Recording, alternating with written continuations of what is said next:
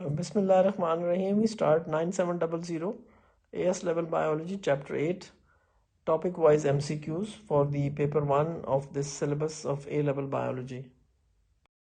Before you start the MCQs, please revise this cardiac cycle, and this will help you to understand it. Pause the video here and have a look at this and look at all the different parts of the cardiac cycle which are very, very important.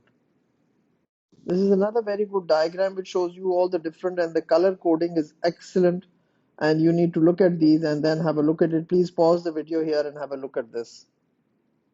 Let's start with question number 1. The graph shows pressure changes during a cardiac cycle, and then they've given you W, X, Y, and Z, and then they've asked you a very interesting question, and they've said which row correctly identifies W, X, Y, and Z. Now the only one which I tell you to remember, that's how I do these questions, is I just look at this aortic graph, and this is the one which tells you here you see it separates. This aortic graph is the one which is really very, very important, because at this point you realize the aortic valves have closed, and the aortic valves are the semilunar valves. So the aortic valves have closed, and here you can understand is that X, what is happening is that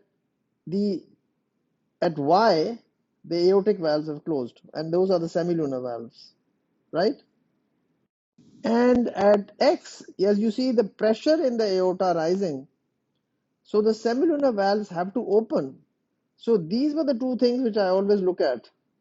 I always look at X and Y, and that gives me the clue, because X is when the aortic, you see the aorta rises. Now if you look at the heart, this is the right and this is the aorta rises from here, from the left ventricle, and then there's a semilunar valve here. So the semilunar valve has to open because blood has to flow into it.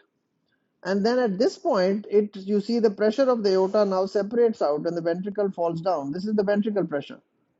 This one, the red one, is the ventricular pressure, and the ventricle pressure, because the ventricle pressure is falling because now the blood is being emptied. So understand this graph very properly, and I will in further questions also explain this again. So the answer to this was B, atrioventricular close, semilunar open, semilunar close. Well, I would have guessed it from X and Y, and that would have helped me to narrow down the answer. Then coming into question number 2, what is systolic blood pressure? Naturally, systolic blood pressure is the blood pressure in the arteries, because that is when the full force, the left ventricle pumps blood into the aorta, and that's how we measure blood pressure when we tie a cuff at somebody's upper arm and then we measure the blood pressure. So it's the maximum blood pressure in the artery, the systolic. Diastolic is, I always say systolic is when it's contracting, and diastolic is when it's relaxing. So systolic pressure is when it's contracting. There's a lot of pressure, high pressure. That is why the systolic blood pressure is 120 and the diastolic blood pressure is 80 in a normal person. So 120 by 80 is the blood pressure that we record. If you go to a doctor and he records your blood pressure, that's how he's going to record your blood pressure. Question 3. When they remain at high altitudes, the red blood cell count of humans increases. Why does this occur? To increase the Bohr effect, to increase the diffusion gradient for oxygen in the lungs, and to maintain the transport of oxygen. Basically, it's only 3. Why? Because you see, at high altitudes, the partial pressure of oxygen is less, not the concentration. The partial pressure of oxygen is less, and that, of course, is the reason why less oxygen will diffuse in the alveoli into the blood, so less oxyhemoglobin formed. But if we increase the red blood cell count, then, of course, the transport of oxygen will be compensated by this large number of red blood cells. Question number 4. Which compositions of blood, tissue fluid, and lymph are correct?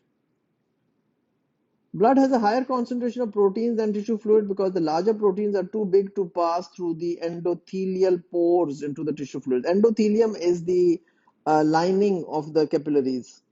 Lymph has a higher concentration of lymphocytes than tissue fluid, as a high number of lymphocytes are located in the lymph nodes.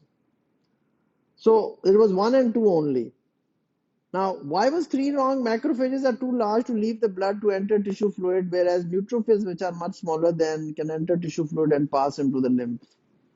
So that was wrong, because macrophages and neutrophils are the same thing. Number 5, a number of different tissues occur in the walls of major blood vessels.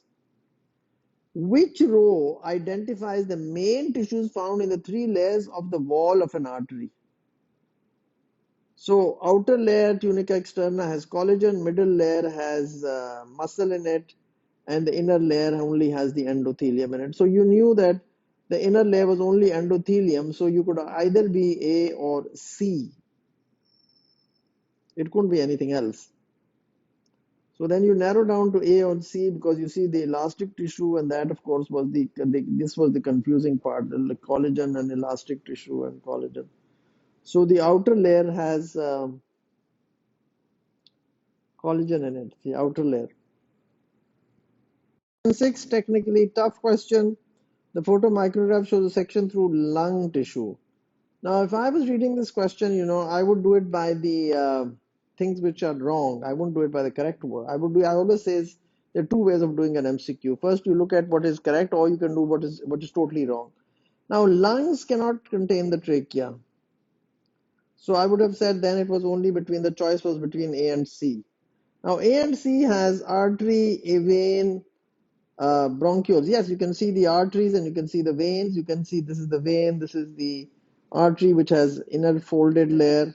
So an artery and a vein were present, and there has to be something else. So this was wrong. C couldn't be because this is artery not present. So that's why the answer was A, artery, vein, and a bronchus was present. Then coming to the next question, question number 7. An athlete who smokes just before a race may not be able to run at their maximum speed because less oxygen is carried by the blood. Which explanation is correct? Now, of course, here they're playing with words. Carbaminohemoglobin. That is normal. That happens in all of us. But what happens in smokers is that the carbon monoxide forms carboxyhemoglobin. Now, they were actually playing with, if you were confused, well, you would have then said maybe carbaminohemoglobin, maybe carboxyhemoglobin. Well, but if you're not clear, you know that carbon monoxide forms carboxyhemoglobin, which is a stable compound and that doesn't break up. So the red blood cell, which has carboxyhemoglobin, cannot transport oxygen. So carbon monoxide binds to hemoglobin, forming, here it was wrong. It said carbon dioxide binds to hemoglobin to form carboxyhemoglobin. This was rubbish. It was carbon monoxide. So answer was D. Then coming to question number 8, which blood vessel carry blood into the atria of the heart? There's the vena cava and the pulmonary vein. Vena cava on the right side and the pulmonary vein on the left side. Well, that's something you have to know. Wasn't a very ambiguous question. Question 9, which statement describes the effect of increased carbon dioxide concentration on the oxygen dissociation curve of human hemoglobin and its significance? The curve shifts to the right, allowing hemoglobin to offload more oxygen in active tissues. So the answer was D, and you have to know this chapter to be able to really do this. So shift to the right as the more carbon dioxide, that's called the Bohr shift. So either you knew it or you didn't know it. Then question number 10, what combines with hemoglobin to form carbaminohemoglobin? You know carbon dioxide does that. Some of it is carbon dioxide is in the plasma in solution form, some as carbaminohemoglobin and some as bicarbonate ions. And the CO2, H2O combine to form carbonic acid, and the carbonic acid dissociates into HCO3 negative ions and the other ions. So you have to understand is basically carbaminohemoglobin is because of the transport of carbon dioxide. If you don't know this, please look at my video on this chapter. Number 11, the graph shows pressure in 3 parts of the heart during one cycle. At 0.2 seconds, which part of the heart is responding to the excitatory stimulus? Which part of the heart? And the answer was why? Was it because the left ventricle, this is the ventricular pressure. Remember, I just talked in a previous question. This is the ventricular pressure. So what is happening is that the left ventricle is contracting forcefully at point 2. And then, of course, the valves are closed, so the pressure in it is rising. So this answer was C. Question 12, the diagram shows part of the organization of the circulation of a mammal. And they've seen aorta, and then they've seen the vena cava, and they've labeled 1, 2, 3, 4. And they say, where are both the blood pressure and the speed of flow the lowest? The blood pressure is lowest at 4 in the veins. and the lowest speed is at 1. Why? Because there's such a lot of capillary network. But then all of them join to form the venules, and then the vena veins and the vena cava is formed. So it was 1 is where the capillaries, branching network of capillaries, where of course the surface area increases so much. Surface area means the cross section of the blood vessels. Then coming on to question number 13, which of the tissue types below are present in the walls of all blood vessels?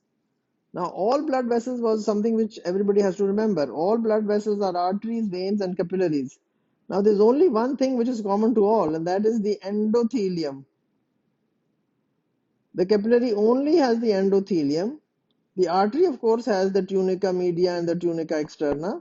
The veins also have the tunica media and the tunica externa, so they have thicker walls. Of course, the thickest wall is of that of the artery. But the common thing in all of them is the endothelium, or the inner lining, which is the tunica intima. Then question number 14, which components of blood are present in the tissue fluid? So A, phagocytes, proteins, and sodium ions. You see, phagocytes can move out of capillaries. Proteins can move, some proteins can move out. Not all proteins can move out. So which components are present in the tissue fluid? Yes, some small proteins can leak out. Usually the large plasma proteins cannot leak out. And the sodium ions, of course, are always present because they are ions. They can just diffuse out in the solution form. Coming to question number 15, the graph shows changes in percentage saturation of hemoglobin with oxygen in the blood of a human and of another animal. The partial pressure of carbon dioxide remains constant at 1 kPa and the temperature is constant at 25 degrees Celsius. So CO2 is the same. Which conclusion is supported by the graph? Now, there's a very simple way that I ask you to do this. You write here 1, 2, 3, 4, 5, 6, something like this. And then you write here 10, 20, 30, 40, and so on and so forth. Maybe you get 20, 40, 60, 80, and 100. Now, what you have to understand is that any partial pressure, like 1 or 2 partial pressure, you just draw a line and you look at this. So, partial pressure here, what is the percentage saturation? What is the percentage saturation in the animal? This is the animal graph. So, at 2 kilopascals, the percentage saturation of the animal was, say, 20%, and of the human it was something like 70%. Right? Which conclusion is supported by the graph? And this is what you do, is you say to yourself, does the graph tell me this? So you can see that the human muscle is 70 or 80% saturated, while the animal muscle is only 20% saturated. So oxygen is more easily released from hemoglobin in animal muscle than in human muscle. So the animal hemoglobin has given up its oxygen. It's only 20% saturated, while the human wala is saturated 70 or 80%. So always do this this is the way I'm telling you how to do a question. I'm not trying to tell you just this question, but any question on this graph, and you should be able to do this. Like just write 1, 2, 3, 4 on the x-axis, and then write 20, 30, 40, 50 on the y-axis, and then draw a line and explain to yourself at 2 kilopascals what is the percentage saturation of animal and what is the percentage saturation of human. Explain the graph to yourself. That is the most important way that how you develop the skill of doing A-level MCQs. Then coming on to question number 16, which statements about the formation of hemoglobinic acid are correct? It can only occur with a dissociation of oxygen from hemoglobin. It acts to prevent excess hydrogen ions causing acidity in the blood. It depends on the release of hydrogen ions by the action of carbonic anhydrous. So it's all three of them. And you need to revise this part of the syllabus if you're not very clear about the hemoglobinic acid story. You can look at the video which I've made on this, and please be very clear on that. Question 17, the photograph shows a type of blood cell. You can see it's a red blood cell. Which statement about these cells are correct? Oxygen diffuses through the phospholipid bilayer. Sodium ions diffuse. That is not possible. The phospholipid bilayer has a hydrophobic part. That's a lot of BS. Beautiful story. So how can sodium ions pass through the hydrophobic part of the phospholipid bilayer? So it can't be 2. So wherever it is 2, that's wrong. So this was 2, this is wrong, this is 2, this is wrong, this is 2, this is wrong. Sodium ions are polar charged molecules. They cannot pass the hydrophobic part of the phospholipid bilayer. This is a question on chapter 4, the cell membrane and transport. So that's why the answer was 1 and 3 only. Water passes in and out of these cells by osmosis. That was fine. Because water can pass, it's a small molecule, so it can pass through the phospholipid bilayer. Question 18. What is correct about the affinity between hemoglobin and the gases carbon dioxide, carbon monoxide, and oxygen? So highest affinity, affinity means dosti, pyar, love, affinity. So carbon monoxide has the highest affinity. It binds with hemoglobin to form a very, very strong relationship, a pakki dosti hai. So that means that the carbon monoxide has the highest affinity, and then oxygen, and then carbon dioxide. Which components of blood are found in tissue fluid? Which components of blood are found in the tissue fluid? So glucose, protein, and white blood cells. The catch here was which reactions take place in a capillary in an active tissue. Active tissue means more aerobic respiration, more CO2 being produced. More CO2 means carbonic acid is formed with carbon dioxide and water combining inside the red blood cell. And carbaminohemoglobin is formed from carbon dioxide and hemoglobin. So the answer was 2 and 3. This is the reverse. This happens in the lungs. This happens in the lungs as well. This 1 and 4 happens in the lungs, where the carbon dioxide is going to again be diffusing out of the blood into the alveoli, and then we're going to exhale it out. Then question number 21, what happens to the atrioventricular valves and to the semilunar valves during atrial systole? Atrial systole, I say, is atrial contraction. Systole is for contraction, SC, and diastole is for relaxation. So when the atria contracts and when the ventricular contracts, systole is always contraction. So when the atrial systole happens, the atria is contracting, so the semilunar valves are open, the atrioventricular valves are open and the semilunar valves are closed. But when the ventricle is contracting, the atrioventricular valves have to be closed because now blood is going to go into either the pulmonary artery or the aorta. We are talking of ventricular systole, means when the ventricle is contracting, the blood can't go back into the atria. So it has to go from the right side, it goes into the pulmonary artery, and to the left side, it goes into the aorta. So the semilunar valves are open, which are at the base of the pulmonary artery and the aorta. Then question number 22. Red blood cells may contain a molecule known as 2,3-bisphosphoglycerate, 2,3-BPG. When 2,3-BPG binds to hemoglobin, a higher partial pressure of oxygen is needed to bring about 50% saturation of hemoglobin with oxygen. Which statements about the effect of 2,3-BPG are correct? Now the answer was 1 and 3. But why was it 1 and 3? 2,3-BPG in red blood cell causes the oxygen dissociation curve to shift to the right. So that was correct. Now the binding of 2,3-BPG to hemoglobin reduced Bohr effect. No, that was wrong. The binding of 2,3-BPG to hemoglobin lowers the affinity of the hemoglobin for oxygen. Naturally, oxygen has to be given up and more carbon dioxide is being produced. And 4 was wrong again, because when 2,3-B is absent, oxyhemoglobin is less likely to unload oxygen. No, that was wrong. Then question number 23. Which reaction takes place in a capillary in the lungs? In the lungs. Remember another question we said, what happens in an active tissue? Here now they're saying in the lungs. So this is going to be the opposite. The formation of carbon dioxide and water from hydrogen carbonate, HCO3 negative ions and hydrogen ions combining, which had combined with hemoglobinic acid, and then the hemoglobinic acid is releasing the hydrogen. Again H2CO3 forms, and that again dissociates into water and carbon dioxide. Easy question, question 24. Which structure is correctly identified?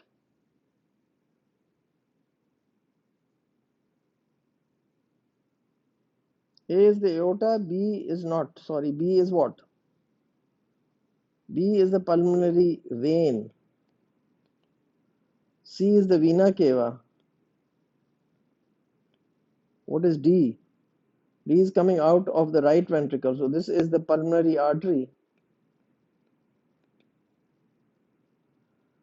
So I'm sure everybody knows this. This is a very easy diagram and you could do this. Then coming on to question number 25. Resting muscle has a lower respiration rate than active muscle.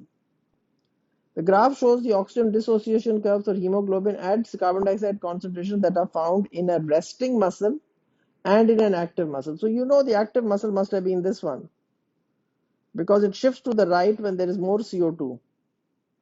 So this must have been the active muscle and this must have been the resting muscle. This one. This must have been the resting muscle. So P and Q are the partial pressure of oxygen found in the lungs. R and S are at the partial pressure of oxygen found in either a resting muscle or an active muscle. Which statements are correct? The answer was one only. The percentage saturation of P minus the percentage saturation at S represents the amount of oxygen delivered to a resting muscle.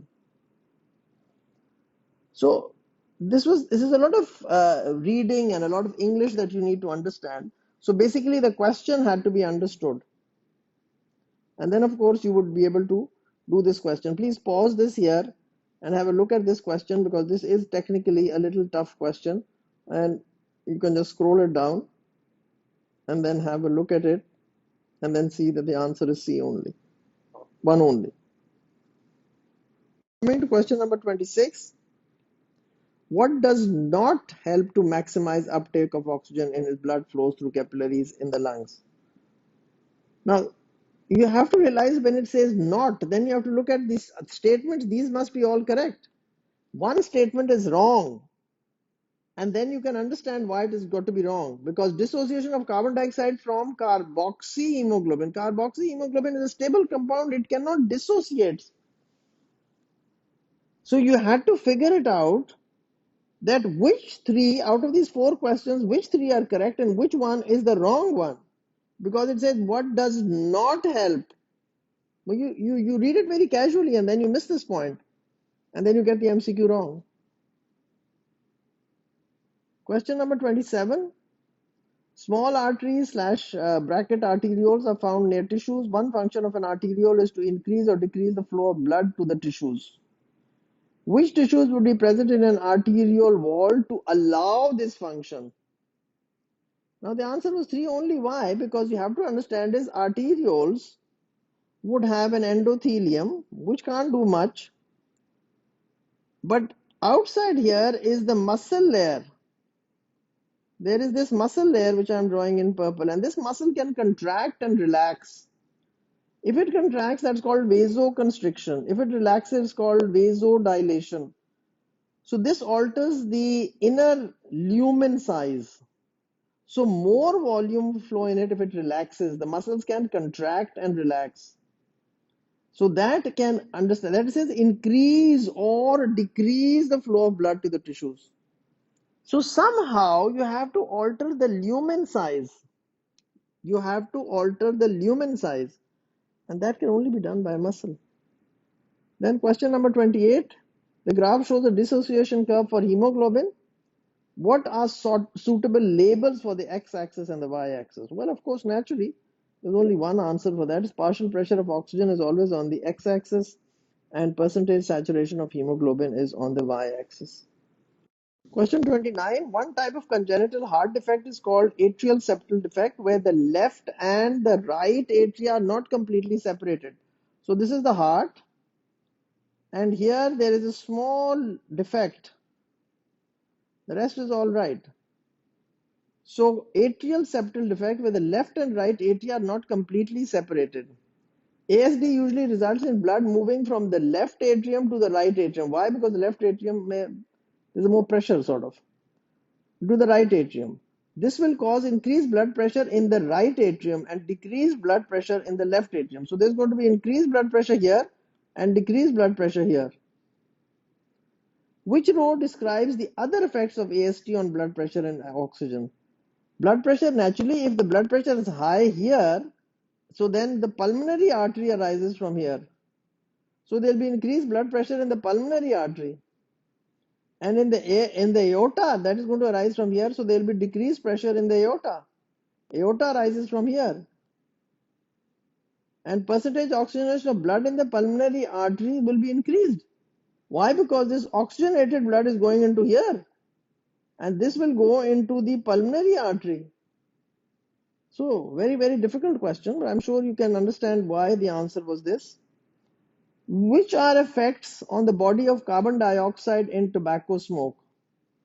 It reduces the amount of hemoglobin available to transport oxygen. Yes, because carbon monoxide binds to hemoglobin to form carboxyhemoglobin, and 10% of the red blood cells are carrying that. So the oxygen carrying capacity is greatly reduced. What is not a factor influencing blood pressure? Yeah, the number of red blood cells. Everything else, yes, the diameter of the blood vessel determines blood pressure, the systolic pressure of the heart ventricles, yes, the volume of blood returning to the heart, each heartbeat, yes, that's all those factors influence blood pressure. Only the number of red blood cells, if you have said 40 million red blood cell or you have 30 million red blood cell, how are they going to affect the pressure? Nothing.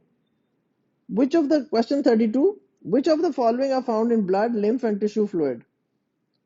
Carbon dioxide, blood, lymph, and tissue fluid. Yes, carbon dioxide from the cells into the tissue fluid, into the blood. Fatty acids, yes, blood out into the tissue fluid, into the cells. White blood cells can move out. And proteins can, of course, also leak out. So 1, 2, 3, and 4. So the answer was A. 33. The graph shows the percentage saturation of hemoglobin with oxygen at different partial pressures of oxygen and two different concentrations of carbon dioxide. So this is high concentration of carbon dioxide and this is low concentration of carbon dioxide. So this would be this graph and this would be this graph, right? What is the effect of increasing the concentration of carbon dioxide? Again, I said, look, draw a line and then look at low concentration, it's more saturated. At high concentration, it is less saturated. So it increases the dissociation of oxygen from hemoglobin at respiring tissues. When more CO2 is being produced, you understand there's more aerobic respiration. So more CO2 means that the hemoglobin oxygen friendship must decrease. Hemoglobin must give up its oxygen because the oxygen is needed for aerobic respiration. We don't want anaerobic respiration starting, but that's going to result in lactic acid. So we want to facilitate, if somebody is exercising and there's an active muscle, that needs to be facilitated. So more aerobic respiration, more energy released. Last question for this video. Some babies are born with a hole between the right and the left atria. These babies are found to have an increased number of red blood cells. What is the reason for this increase? Yeah, because there's less oxygen available to the newly born baby. So the tissues sense that, the brain senses that, information goes to the brain, and the brain tells the bone marrow to make more red blood cells. Just like if you go to Murray at heights, that happens. Less partial pressure of oxygen, so people have more red blood cells. That completes this video, and we'll continue the further questions in the next video. And thank you for watching.